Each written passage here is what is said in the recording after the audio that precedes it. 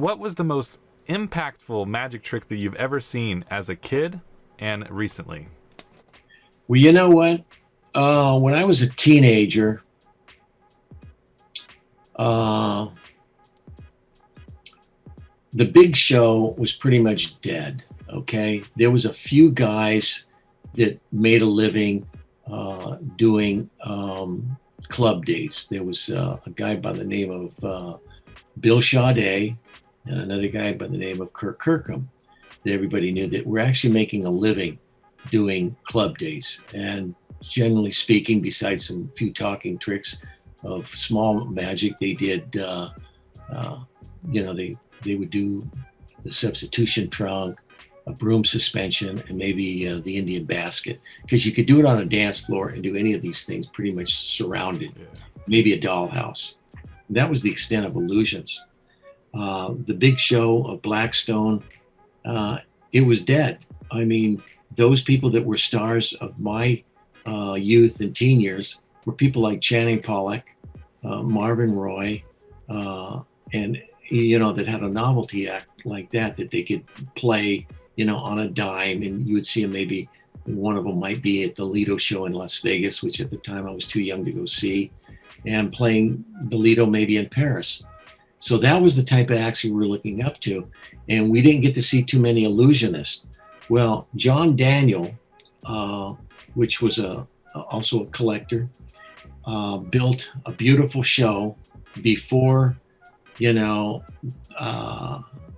before the Siegfried and Roy or David Copperfield show, and it was called Shazam, and it was patterned after a spectacle like you would see in Las Vegas, with all of the showgirls with the headdresses and all the bling and feathers, you name it. It was beautiful, with sets and updated version of those big spectacular shows. And one year he was at doing an It's Magic show that was put on by Milt Larson every year, who's the founder of the Magic Castle, along with his brother Bill. Any rate, one of the illusions he did was the thin model sawing, and he did it with his wife at the time, which was Princess Irene Daniel. They went through a divorce, and she married Bill Larson, and you know her as Irene Larson, Princess Irene. And so she had this big headdress and like a Arabian type costume or genie in a bottle type costume on it. It filled up the box. It's a thin deal. And to see that live, to answer your question, was unbelievable. And they're going, holy smokes. I mean, I'm a magician. I go, well, it's an illusion. They don't really saw a person in half. But you look at this thing, you just go, how could that be? There wasn't, in my estimation, was not enough room, in that box to do anything but saw her in half. So to answer your question, I think that really kind of impressed me. And also seeing his show in a time when there weren't any illusionists, and this would have been in the late 60s, that he came up with beautiful sets and all of this stuff. And I had the opportunity when they were putting the show together that with Nino Guerrero, I went out there and I'm a teenager and was able to, I got to work on some of the stuff before, they performed it for the It's Magic show. So that was obviously, one that hits in your head as far as being an impressive illusion for the time. And since then, there's been a lot of cool illusions that one has seen. A lot of the standards are spin-offs of standards.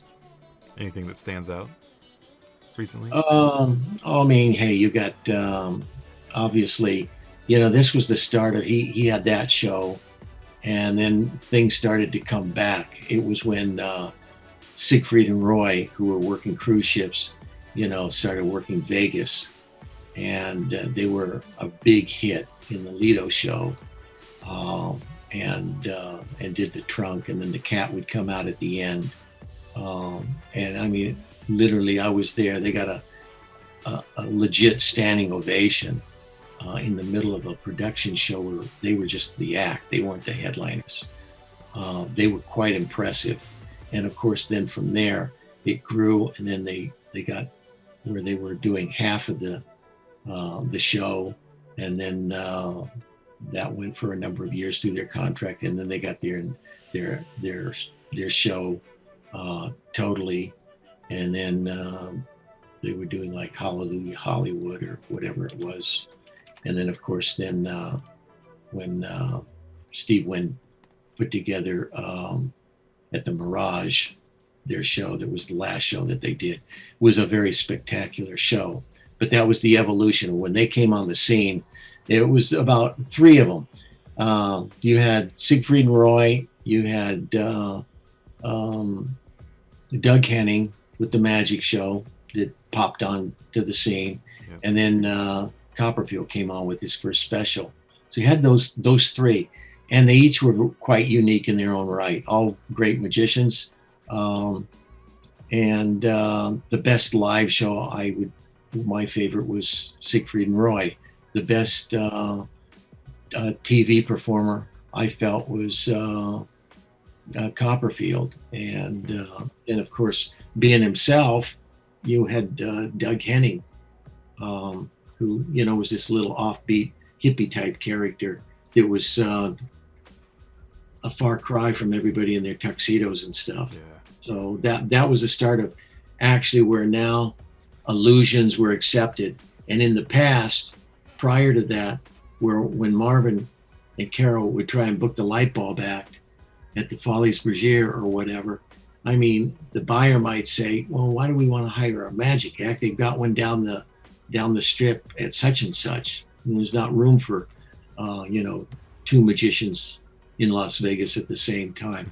Well, during that time, it came upon, with the advent of their popularity, every major showroom, was featuring magic, from Carl Beck and Carlton and Company to, there's a number of names that, people took part in that. I forget the name of the shows, or actually the producers. So I'm getting old and senile. But you had, and Mark Kalin was a part of some of those, to where it was, where they would do a trick, and then somebody else would come on and do a trick. Kind of about the same recipe as The Illusionist, that was very successful in the last couple of years. So Big Illusions then came back in. There were magic specials, so forth and so on. And like I said, where back in my era of being a kid, nobody did illusions unless you were able to build it, because who could afford, it wasn't something that, made sense to buy and do it. And so my forte in the Mystics was, I was the illusionist guy. So generally I'm doing that kind of stuff on the annual It's Amazing show. And over the years, I did corporate shows, but to be straight and forward with you, I had friends, as when you're a junior magician, you go up through high school, and you go on to college after that, and you generally drop out of magic, at least in my generation. And those who stuck with it, the guys that I rattled off, my cohorts and colleagues, if they kept through it through their college years, they generally stuck with it. And some of them did it professionally full time. Some of us did it on the side. I chose to, at the time, my major in college was not magic, it was industrial arts. So, and that was a factory of turning out wood shop teachers or metal shop teachers. It was teaching industrial arts. So that's what I got my degree in, and my master's degree. And I taught shop in high school and junior high for 37 years. And on the side, I did cruise ships in the summer, did corporate dates, banquets, and all of that kind of stuff for the, not to mention Stars of Magic that Dale Salwick would put on, or shows and whether it's an IBM convention, PCAM, or SAM convention. Those kind of dates were where I was coming from. And that was, so I was, basically, doing it on the side. And as time went on and I got older and, I'm in my 30s and stuff, and now I'm coming up on my late 30s and I'm starting to lose my hair. I remember Marvin Roy saying, "Hey, you need to get a hairpiece if you're going to be on stage." I tried a wig for a while. It was part of a costume. And then hitting around age 50, 49 or 50, nobody wants an old guy that's playing that role in magic. It's show business. It's a youth-orientated deal. And I backed off trying to book shows. I was still doing them, but that wasn't where my interest was. And I, therefore, kind of backed off, but I stayed active with all my friends, still going to conventions. And what had happened to answer your question regarding where I then went from that era into what I transformed into Les Arnold and Dazzle was I had a deal come up, phone call from Bill Smith saying, "Hey, he and Mike and Stan, we're going to put together a reunion show at the Magic Castle, and we're going to fill all the rooms with ex-members of the Long Beach Mystics. We're going to do the Palace show, the Parlor show, the Close-Up, you name it. If you want to be a part of it." I said, "Sure."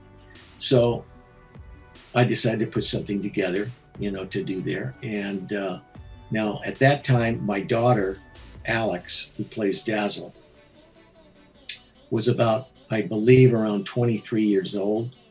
And and she had helped me since she was 3. So when I met my wife, Charlie, and back when I was around, 29, she used to assist me, was a great assistant. And we did the straight illusionist type of show that a lot of guys do. And like I said, unlike a lot of magicians' wives who don't know when to get the heck off stage, my wife, she was in her 30s saying, "Get somebody younger. I don't need to be doing this." And there were people that I used from, Pam Mccomb to Karen Ramajan, who worked with Demir, and Stacy Jones, who was Chuck Jones's daughter, to a multitude of different assistants. But at any rate, my daughter was, we were doing stuff with her since she was 3 years old. We did a Blammo box and a suspension, etc. Because she had said, "Daddy, I want to be in the show." And so, she got drafted into the show. Well, as the years passed, and she got older and she went into dance and was very active in dance, it worked to my advantage with being able to get dancers and stuff. But coming back up to where I was saying about kind of backing off when I hit about 50, and Bill giving me the call, "We're going to fill up the Magic Castle." I said, "Yeah, okay, I'm in." So we started rehearsing. We're going to do a broom suspension, and we're out in the garage rehearsing this thing, my daughter and I. And I put the music on for the broom, and my daughter is looking at me and giving me the stink eye. I go, "What?" And she goes, "Dad, that music." I said, "Well, what's the matter?" "That's the music to the broom." And that's how magicians think. That's the music to such and such. And she goes, "It is so moldy." And the name of the song was "Up, Up and Away with My Beautiful Balloon." I started laughing because she had hit the nail on the head. She was right. It was moldy. And I said, "Well, if you think this is moldy, you got to hear some of this other stuff I had." And I put on "Swonderful," which is our opening music. It has vocals, which at that time, nobody used vocals. It was all instrumental music. Another thing is it had a theremin in it. If you don't know what a theremin is, it's an electronic deal. You get your two hands, and one hand is close to this antenna, and it makes weird sounds like in a sci-fi movie. So it has that in it. And so we're laughing and entertaining ourselves.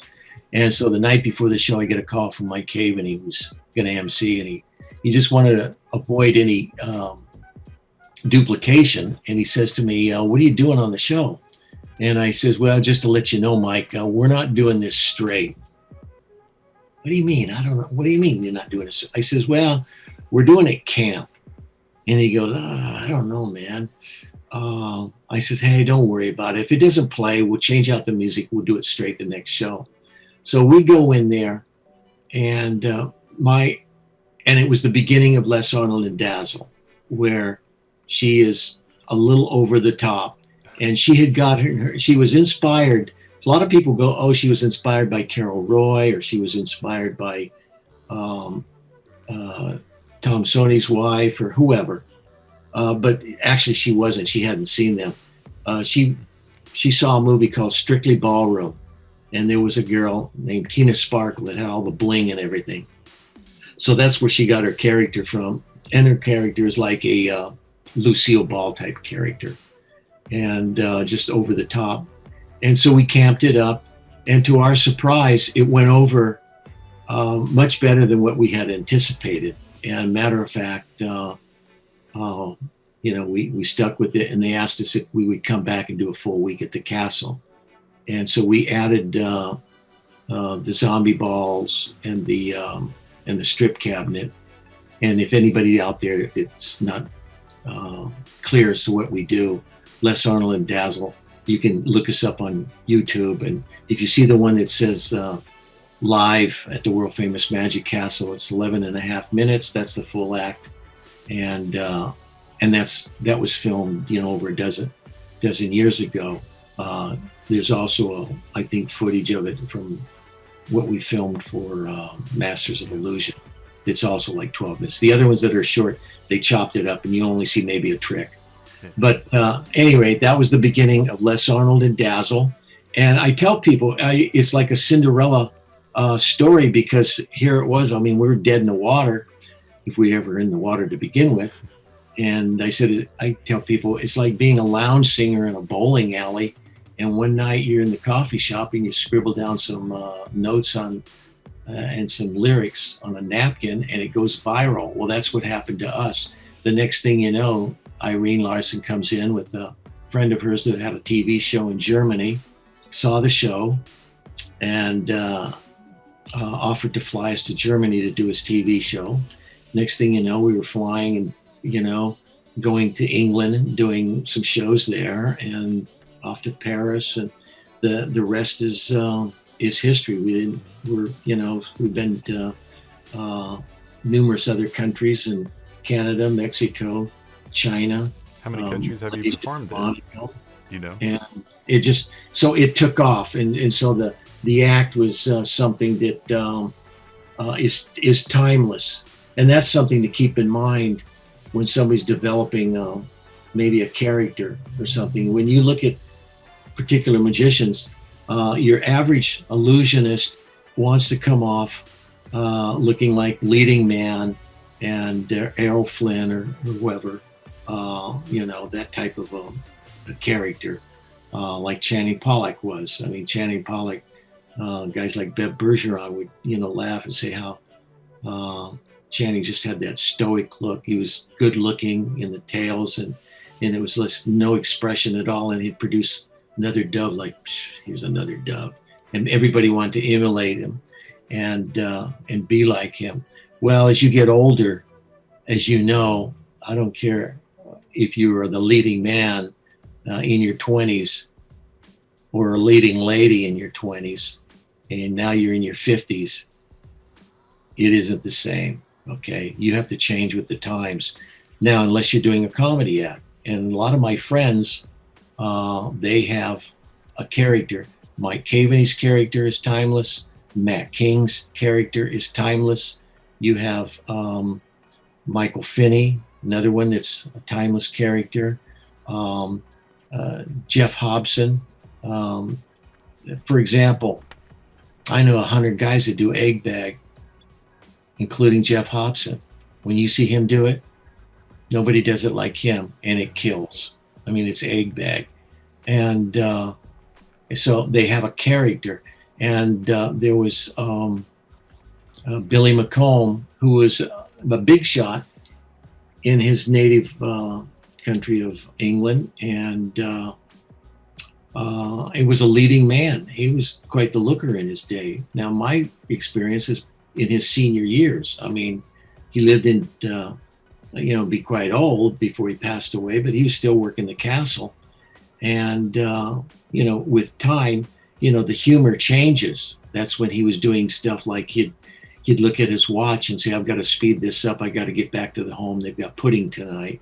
And people would laugh with him rather than at him. And the same thing that goes with characters of if you've got a wife and husband team magic act, and if it's comedy and she plays at camp, you can get away with it. But if the woman is now in her late 40s or 50s and a little on the heavy side and wrinkles like this and stuff like that, it's not selling to the public. I mean, you gotta acknowledge the elephant in the room before they do for you. And so therefore, matter of fact, when my daughter was 23 playing Dazzle, we were doing a date on one of the cruise ships, and one of the regular dancers, they didn't know her, and they, particularly out of character when with no makeup on, they thought she was like a 45-year-old hoofer, and here she was only like 23. And without makeup, you don't, trust me, I mean, she's beautiful. You'd never notice that. But she had the character down, and of course, she's nothing like that on stage. And so it's a case of finding what's comfortable for you that plays for you. And we hit it by accident. I play straight man, an old stuffed shirt, fuddy-duddy magician, and it's her antics that are really kind of stupid, to tell you the truth. I tell people you could go at a magic convention and go buy all her tricks in the dealer room and do them 15 minutes later in your room. But it's like watching an old clip of, this is before your time, but George Burns, Gracie Allen, or whoever, or Ricky Ricardo and Lucille Ball, where, it's the craziness. And I mean, we're talking about when I was a kid, the I Love Lucy show was big. It's on reruns to this day, over a half a century later. And it's still entertaining, unlike some stuff that, you see on TV. It was a jewel. So those are some of my, tips there. If you're a leading man type of guy, in later years, you just have to, you're not going to have the same jokes go over, as when you were 25. It has to be changed. You don't get away with the same lines or whatever, but the same costumes. And when you start to put on a little bit of weight, those are things to, just acknowledge. Kalanag, and as far as that's concerned, Dante, these guys in the later years, I mean, they had the persona of a mysterious individual, but you got to realize what is it that you're selling. That was a long-winded response to your question, wasn't it? Yeah, you answered a few things within it. Yeah. So, what was your favorite trick to perform as a solo act, and what's your favorite trick to perform as a duo? Oh boy, you know what? It's been a case of over the years. It's changed. Like I said, I build all my own equipment, and with multiple different media, whether it's metal, wood, glass, plastics, you name it. I mean, I fabricate it. One of the tricks that, whether it's my favorite or not, or I enjoy it, was milk and light bulb, which we do today, which, believe it or not, it wasn't a case of where I saw Marvin do it, because when I first saw Marvin, he was doing the other light. He didn't do that. I didn't see that trick, but I bought at Joe Berg's Magic Shop one of those milk and light bulb tricks. and it was a small light bulb like you have in your lamp at home that you got with the trick, and you stuck a light bulb that was connected to a wire down into the milk in the bulb, with 120 degrees going through that damn thing. And you know, I mean, I used to tell my assistant, well, if you feel a tingle, shut the thing off. But not the safest thing in the world. But any rate, I had, we took, there would be every now and then the city department would come around, or Edison, and change the light bulbs in the street lights.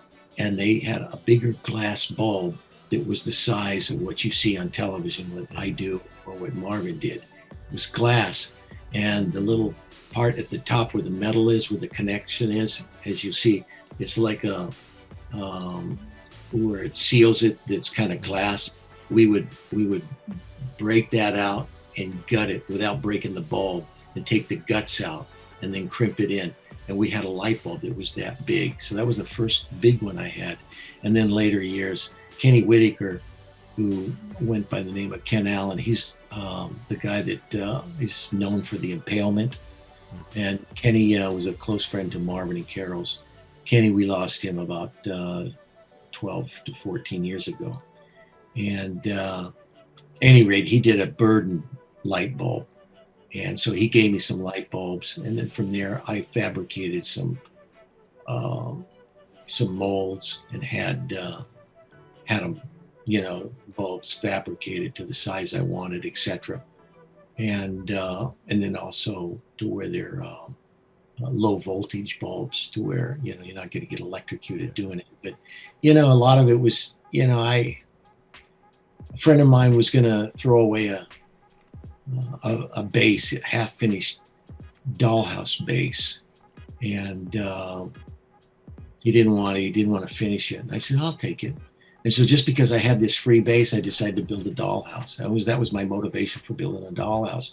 Another time I was at Douglas Aircraft used to build airplanes here in Long Beach, and they had a scrapyard. And they had a cargo net, like, you know, which is, some of you might know, besides the cargo net, is the dizzy limit, where the girl is raised up in the cargo net and vanishes. Well, hell, it was $5. I bought the net, and what am I going to do with this damn thing?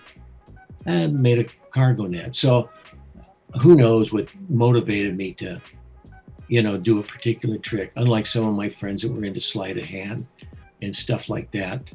And it depended on the assistant that I had. I mean, my first big trick that I ever built was a substitution trunk. And I bought the plans from Owen Brothers, and you had to first decode the plans, because the way they were constructed, or when you look at it, it wouldn't work. They purposely, I found out later, that they would purposely put mistakes in there so that the buyer would get frustrated and they would go and purchase the illusion. Wow. So, but I was in high school and I built a sub trunk. So I was the only kid that, you know, like, wow, that was a big deal to have your own substitution trunk. So that was the start of illusions for me. So I enjoyed doing that. You know, I've had a number of things that I'm the first one to come up with the clear sawing. You know, I called the crystal sawing, which we've done that on Masters of Illusion, which can also be seen on YouTube. And that was, at the time, Pendragon had a higher profile. And a few years later, he came up with his, what's he call it? Clearly Impossible. So that he got the traction on it. But between you, me, and the other two listeners you got here, I was first. But anyway, so there was that. There was a couple other things that I had my own spin on that, you know, it made it fun to do. I don't know if that answered your question, but it killed some time. Sure.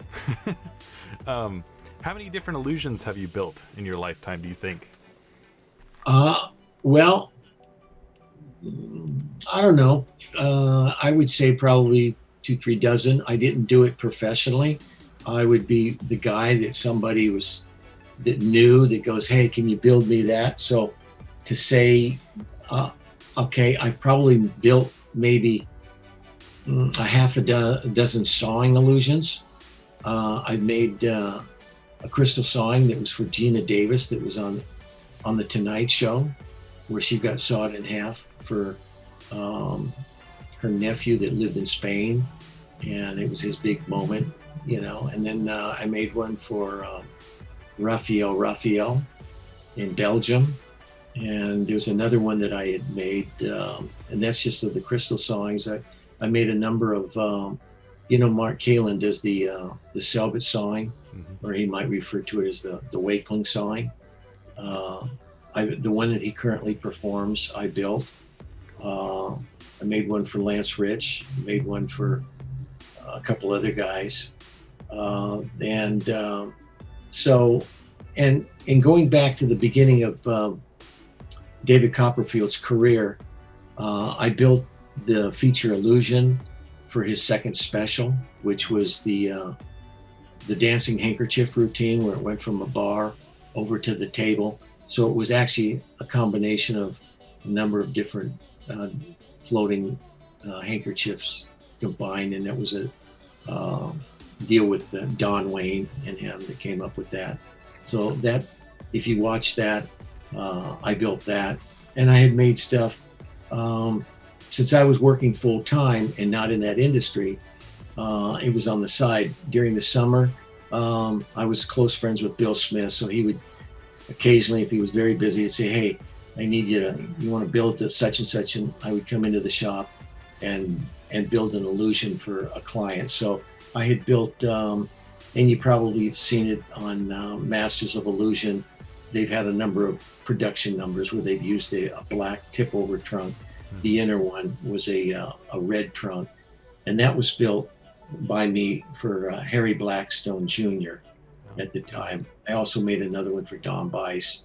So there was different people that I built for. I also built some stuff through Bill that was for Doug Henning, and like I said,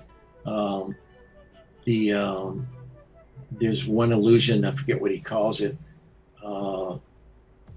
that Mark Kalin does. He did it at one of the Magic Live conventions, where he gets a committee from the audience and they all surround this empty framework, and then they close it up, and then girl, comes out of it. I did that. I built his barrel illusion. I built one of his early Lion Brides illusions, besides the sawing, and a couple other smaller items. So these are the clients that I have. That's a pretty good list, honestly. Yeah, I guess it's quite impressive, because it's an A-list of guys that really doesn't mean jack. I mean, it really comes down to who's going to pay you the best deal. So the little guy doing fairs might be, a better client for an individual builder. But for me, it was stuff that I did on the side. And some of the stuff I built in the shop, when the kids were working on their little footstools or something, I'd have a project going. I got a photo of 12 little junior high kids jammed into Mark Kalin's Lion's Bride illusion. I've got another one where I've got 3 sub trunks in there, and that I had going, and another one where Danny Witkowski, who's produced quite a number of impressive productions for corporations, and he also produced one of the magical Super Bowl events, and did a net illusion in the shop that was at school. So that's I always had something going on the side, and building stuff. So depending on what I had going, what I had coming up would be something that was a fun illusion to do. And I have to tell you, I'm the envy of a lot of guys that a lot of dads, the thing that they cherish most is maybe going on a camping trip once a year with the family, and being out there and going fishing with their son or daughter or something like that. And when you're a magician, most magicians aren't into camping. I'm one of them. My idea of camping is staying at a nice hotel. But my daughter, who's a dancer, I've been blessed in as much as she loves performing. She's talented. She's a professional dancer, owns a dance studio, Elevation Studios in Signal Hill. And her husband is a dancer, so they're quite known in the dance community. And to be able to go out and perform all over the world on a number of very prestigious shows with your daughter, to me, it's like we're going fishing. So my neighbor down the block who might go fishing or hunting with his son or whatever, I get to go do a show with my daughter, and we have laughs. It's a hoot, and we've been doing it now for about 14 years. So that's great. And then of course this pandemic hit, which is sad, but that's the way it goes. Everybody's out of work. So other than the lack of shows, has much changed for you in the pandemic? And like, have you learned any new skills that you wouldn't have otherwise? Yeah, I learned to mope around like a lot of other guys. Having the talent of being able to build stuff is great and all of that stuff, but it has been I got to be honest, and it's been a downer because of friends of mine that I see around me. I'm fortunate and very lucky. I'm the guy that built my house of bricks, literally, and I've done well financially. I've got a good income, and I personally have been very blessed. But friends around me, it lays heavy on me that I know that are magicians that are out of work, lost business, other businesses that people, as you well know probably from where you guys are, it's a lot of negativity that I really hate seeing. The fact of I used to go up to the Magic Castle about once a month with Ron Anderson and some friends, whoever happened to be working that was a friend of mine. We'd go up and support him. Well, all of that stuff is closed down. The castle is, having dinners, I think, once a week or something out in the parking lot. But for me to drive up to Hollywood for dinner in the parking lot isn't my deal. I'm just hoping and praying that this does pass. We'll be able to open and things could go back to normal. And there are shows where, I live off the coast and I see cruise ships that are anchored right off of walking distance of my house where there's nothing happening for them. And it's a real sad commentary. I have to take my hat off to guys like David Sandy, who are putting together these Zoom shows to where, and yourself, Travis, for bringing some entertainment and some interest to those guys that tune in. Dana Daniels is another one. And he's got colleagues that are doing quite well. So it's an evolution of life where, let's face it, there came a time that you might have been the important guy in town because you were the blacksmith shoeing horses. Well, the automobile comes into being and bingo, you're not as popular as you used to be. So maybe doing live shows, hopefully not, do something else. And instead of building illusions, maybe you manufacture toilet paper, make a lot of money. Yeah. So, That'd really change things. I don't know if that's the answer you wanted to hear, but it kind of goes down that deal, keep them busy with that stuff.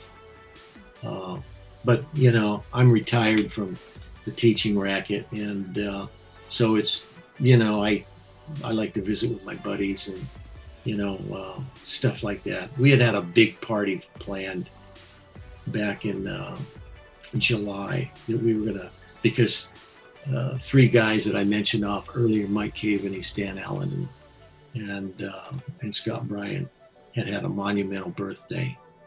and we had everybody. There was somebody that was going to be coming for the party, and as you know, everything got shut down, or stage shut down, and had to cancel. That was a big disappointment. Not to mention, I always look forward to Stan's convention, Magic Live. That got canceled along with everything else. So there you have it. I have talked to some people that they've kept busy and been quite productive, and good for them. And some of these guys that are, really hip with the computers, doing the Zoom shows, as well as yourself, coming up with something to entertain people. It's a good deal. You got to find something to do. Yeah, keep busy is the name of the game. Yep. Hey, thanks for watching SQLA. Keep an eye out. There will be a few more of these coming soon, and also the rest of the interview with Les Arnold. Thanks for watching, and have a day. Follow the official travesty at Instagram, Facebook, Twitter, or email him at theofficialtravesty@gmail.com. Like, comment, and subscribe, or else.